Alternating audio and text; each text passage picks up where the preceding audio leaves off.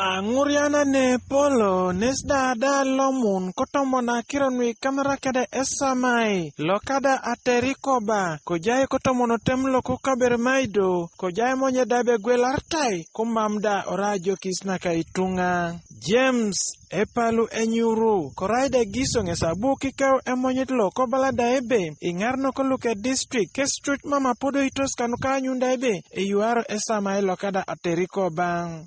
Do you remember that during the Aterikoba swamp saga, the LCs who appended their signature in the sale of the wetland, their bicycles were withheld and later released? 3. Do you know that a permanent structure has been built at the same swamp? Yet, it was a district excavator which was used for leveling the anthills. Lord Arai MP loke buku loko kabir maido Alfred Edakasi ngisda buko limdabe kutuni kwa ningarno koluke district kulepek amun iwaitin lukada ayun Esamailo kwapa down emonyeda alomon kotoma. Like now in this scenario where there is already a building on the wetland and they are seeing it and no one is taking action. This is really impunity. And I think it's important for the people who are mandated to do this to act.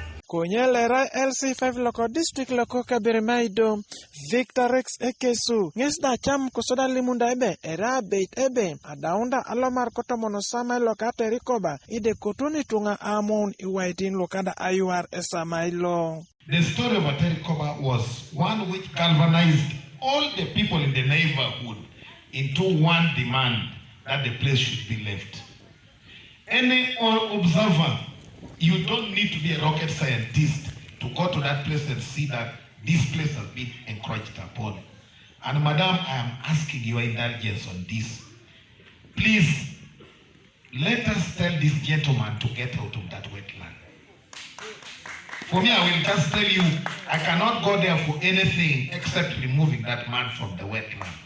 A directive to make sure that people don't settle in wetlands. So as chairman has said, we are going to help that younger lady in the wetlands.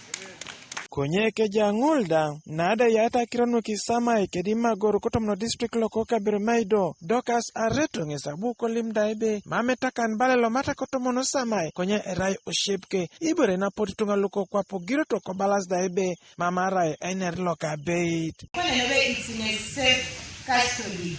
Don't get one. I know there is Tiakamogomocho invading, and we are still engaging the owner. But engaging the investor. Challenge more is that it's not going through the right procedure.